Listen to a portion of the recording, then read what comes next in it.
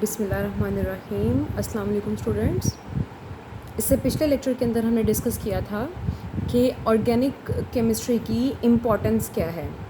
आज जो हम डिस्कस करेंगे, अब हम ये देखेंगे कि ऑर्गेनिक कंपाउंड्स का सोर्स क्या है, ऑर्गेनिक कंपाउंड्स कहाँ से आते हैं।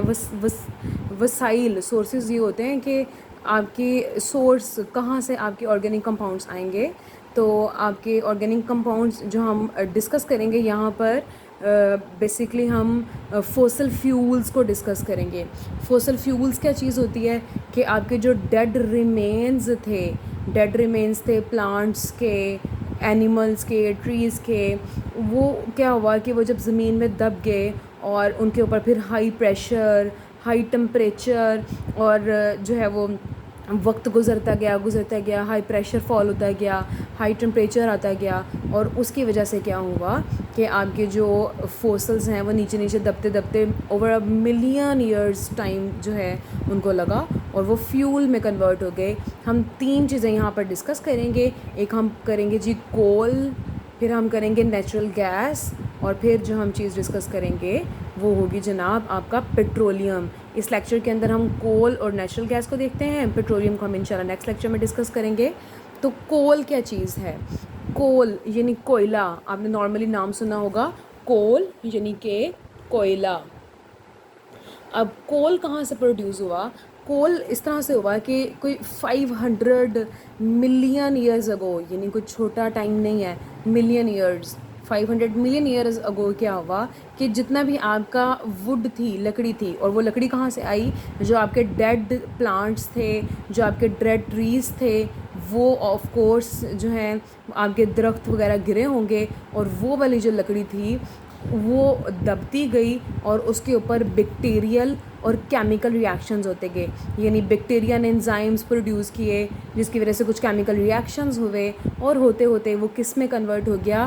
पीट में कन्वर्ट हो गया। पीट एक्चुअली एक जो है वो काफ़ी ख़राब सी फॉर्म है कोयले की, यानी कि बहुत अच्छा कोयला नहीं, और जो है वो थोड़ा लो क्वालिटी का कोयला उसको हम बोलते हैं। तो आपके पास क्या हो गया कि वुड जो है वो कन्वर्ट हो गया पीट के अंदर, और किस तरह से हुआ? बैक्टीरियल और केमिकल रिएक्शंस की वजह से। तो वो पीट में कन्वर्ट हो गया। पीट में अप्रॉक्स 60% तक कार्बन कंटेंट होता है। फिर उस पीट के ऊपर high temperature, high pressure involve हुआ। High temperature, high pressure involve होने की वजह से वो जो है वो लिग्नाइट में कन्वर्ट हो गया। आपके पास लिग्नाइट क्या चीज़ है? लिग्नाइट भी आपके पास कोल की ही एक फॉर्म है जिसके अंदर 62% कार्बन मौजूद होता है। तो आपके पास जो वुड थी, ज़ाहिर लकड़ी कार्बन की बनी हुई है, वो कन्वर्ट हो गई पीट के अंदर, बैक्टीरियल और केमिकल रिएक्शंस हुए, और फिर आपके पास हाई टेम्परेचर, हाई प्रेशर लगा, और वो पीट जो है वो किस में कन्वर्ट हो गया? लिग्नाइट के अंदर, जिसके पास अप्रॉक्सीमेटली 62% कार्बन कंटेंट होता है। और फिर उसके ऊपर प्रेशर अप्लाई हुआ, वो बिटुमिनस कोल के अंदर कन्वर्ट हो गया, जिसमें अप्रॉक्सीमेटली 79% तक कार्बन होता है। कदरे अच्छी किस्म का कोयला जो नॉर्मली हम डोमेस्टिक पर्पज़ के लिए यूज़ करते हैं, तो आपके पास बिटुमिनस कोल में कन्वर्ट हो गया, जिसके पास अप्रॉक्स 79% जो है वो कार्बन कंटेंट है। और फिर उसके ऊपर प्रेशर अप्लाई होता चला गया, और वो बिटुमिनस कोल किस में कन्वर्ट हो गया? एंथ्रासाइट के अंदर। हाई क्वालिटी, बहुत हाई क्वालिटी का कोयला जिसमें 91% कार्बन कंटेंट मौजूद है। ये जो परसेंटेज है ये वेरी कर सकती है, एरिया टू एरिया वेरी कर सकती है, कि कितना टाइम पीरियड जो है वो लगा, कितने टाइम पीरियड के अंदर जो है आपकी वुड कन्वर्ट हुई। तो ये सारी चीज़ें जो हैं फैक्टर्स के ऊपर, ये डिफरेंट फैक्टर्स के ऊपर डिपेंड करता है। तो ये लिटिल बिट आपकी जो परसेंटेज है वो वेरी कर सकती है। तो बहरहाल देखने वाली बात ये है कि आपके जितने भी डेड प्लांट्स और ट्रीज़ के रिमेन्स थे, यानी जितनी लकड़ी थी, वुड थी, उसके ऊपर केमिकल और बैक्टीरियल रिएक्शंस हुए, वो पीट में कन्वर्ट हो गया। फिर उस पर हाई टेम्परेचर एंड प्रेशर ने अप्लाई किया, वो लिग्नाइट में कन्वर्ट हो गया। दैन फर्दर उस पर प्रेशर अप्लाई होता चला गया, बिटुमिनस कोल, और फिर मज़ीद प्रेशर अप्लाई होने पर वो एंथ्रासाइट, अप्रॉक्स हम कहते हैं प्योरेस्ट फॉर्म ऑफ कोल, तो आपके पास जो है वो एक अच्छी फॉर्म का कोयला प्रोड्यूस हो गया। तो ये थोड़ा कुछ प्रोसेस था कोल के प्रोड्यूस करने का। अब आपके पास कोल अगर देखा जाए नॉर्मली आपने घरों में यूज़ किया होगा, तो देखा जाए तो ये सॉलिड फॉर्म है। ये कोयला जो है ये सॉलिड फॉर्म है आपके फ्यूल की। और अगर आप चाह रहे हैं कि कोयले से आप मज़ीद जो है वो प्रोडक्टिव कंपाउंड्स बना सकें, तो क्या होता है कि इम्पॉर्टेंट फ्यूल है। अब इसकी जब की जाती है कार्बोनाइजेशन, यानी आपका जो कोयला है उसकी जब कार्बोनाइजेशन की जाती है, जिसको हम डिस्ट्रक्टिव डिस्टिलेशन भी बोलते हैं। क्या है जी? Destructive distillation. शायद आपको याद हो फर्स्ट ईयर में आपने कॉन्सेप्ट पढ़ा था फ्रैक्शनल डिस्टिलेशन का। आपने इस फ्रैक्शनल डिस्टिलेशन को डिस्ट्रक्टिव डिस्टिलेशन के साथ मिक्स नहीं करना। अगर आप फ्रैक्शनल डिस्टिलेशन का जानना चाहते हैं कि फ्रैक्शनल डिस्टिलेशन एक्चुअली क्या है, तो आप फर्स्ट ईयर के चैप्टर नंबर 9 के अंदर जो है वो टॉपिक देखें, आपको जो है फ्रैक्शनल डिस्टिलेशन मिल जाएगी।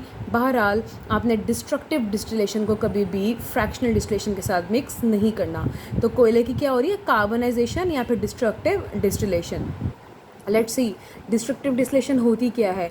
डिस्ट्रक्टिव डिस्टिलेशन होती है जनाब कि आप किसी भी कंपाउंड को हाई टेम्परेचर देकर, very high like 500 to 1000 degree centigrade तक टेम्परेचर दें, in the absence of air, air की एब्सेंस के अंदर रिएक्शन हो। जैसे मिसाल के तौर पर कोल है, उसकी डिस्ट्रक्टिव डिस्टिलेशन कराई जाए।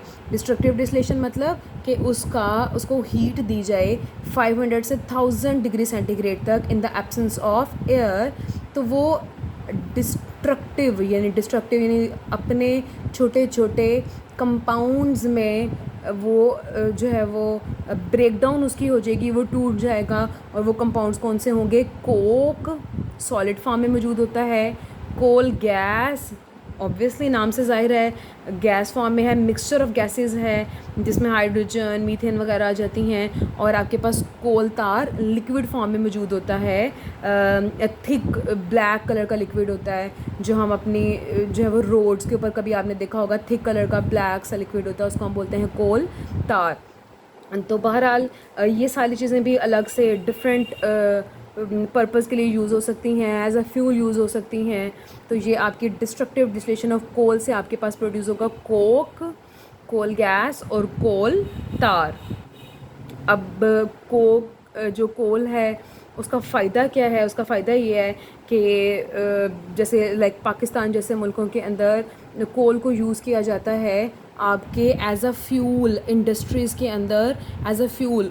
थोड़ा बहुत हम डोमेस्टिक पर्पज़ के लिए भी यूज़ करते हैं, लेकिन आजकल ज़ाहिर है थोड़ी एक्सपेंसिव होने की वजह से हम इतना ज़्यादा यूज़ नहीं करते, लेकिन इसको इंडस्ट्रीज़ के अंदर यूज़ किया जाता है एज आ फ्यूल। जैसे आप ने शायद कभी देखा हो कि लाइम किल्स के अंदर ब्रिक्स बनती हैं, जब यानी ईंटें पकती हैं, उसके अंदर एज अ फ्यूल यूज़ किया जाता है। थोड़ी बहुत क्वांटिटी ज़ाहिर है हम डोमेस्टिक पर्पज़ के लिए भी यूज़ करते हैं। तो पाकिस्तान जैसे मुल्कों के अंदर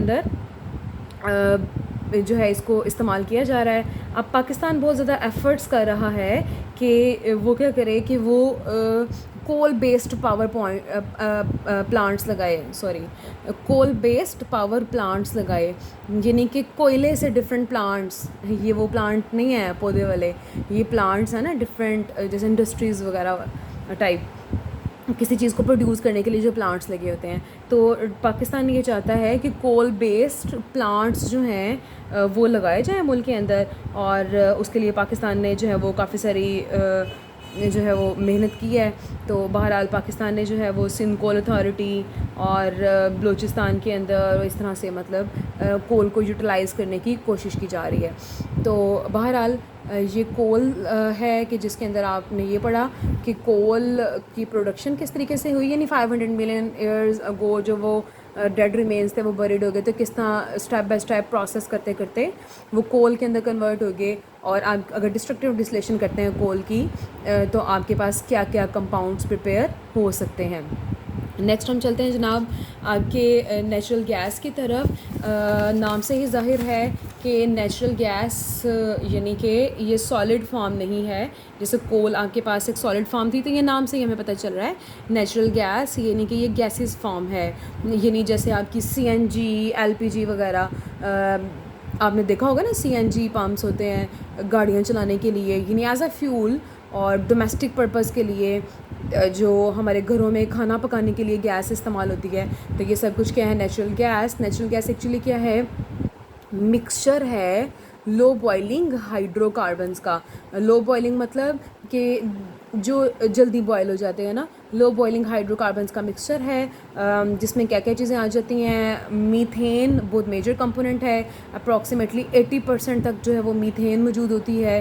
तो आपके पास जो है वो इसके अलावा ईथेन हो सकती है, यानी मिक्सचर ऑफ गैसेस है। और मीथेन ज़्यादा जो मेजर है वो है मीथेन 80%। और आपका जो नेचुरल गैस है ये भी एज अ फ्यूल इस्तेमाल होगा, पावर जनरेशन के लिए इस्तेमाल हो सकता है, डिफरेंट इंडस्ट्रीज़ में इस्तेमाल हो सकता है, जैसे जनरल इंडस्ट्रीज़ के अंदर, सीमेंट इंडस्ट्री के अंदर, फर्टिलाइज़र इंडस्ट्री के अंदर। तो डिफरेंट इंडस्ट्रीज़ के अंदर इस्तेमाल होगा। डोमेस्टिक पर्पज़ के लिए, जैसे हमने पहले भी बात की कि घरों में हम यूज़ कर रहे हैं, डोमेस्टिक पर्पज़ के लिए नेचुरल गैस यूज़ होगा। तो ये आपके पास जो है वो नेचुरल गैस के कुछ जो है वो इम्पोर्टेंस थी, कुछ यूजेस थे। अगर पेपर पॉइंट ऑफ व्यू से देखा जाए तो आपसे जो है ये मीथेन वाली चीज़ के मेजर पोर्शन जो है वो मीथेन है। आपके ये एमसीक्यूज़ में पूछा जा सकता है कि मीथेन एक मेजर पोर्शन है आपके नेचुरल गैस का। इसके अलावा कोल में से आपसे एमसीक्यूज़ पूछे जा सकते हैं, जैसे आपसे ये पूछा जा सकता है कि जैसे ये कोल, उसकी डिस्ट्रक्टिव डिस्टिलेशन हो तो क्या प्रोड्यूस होता है, कोल तार और कोल गैस। तो वो इस तरह से डिफरेंट ऑप्शंस देकर आपसे पूछ सकते हैं। या आपको कार्बनाइजेशन के वर्ड के ऊपर, डिस्ट्रक्टिव डिस्टिलेशन के वर्ड के ऊपर कंफ्यूज किया जा सकता है। तो बहरहाल आप इसको ख्याल से पढ़िए और अपने MCQ short questions, even sometimes rare, बहुत रेयर केसेस के अंदर लॉन्ग क्वेश्चन में भी ये क्वेश्चन पूछा जाता है। तो इसको अच्छे से पढ़ें, याद करें। कोई भी इससे रिलेटेड या किसी भी लेक्चर से रिलेटेड जो है आपके पास किसी भी लेक्चर से रिलेटेड कोई क्वेश्चन हो, आप कमेंट सेक्शन में पूछें और उसका मैं पूरी कोशिश करूँगी कि आपको जवाब दूँ। मिलते हैं नेक्स्ट लेक्चर के साथ इंशाल्लाह।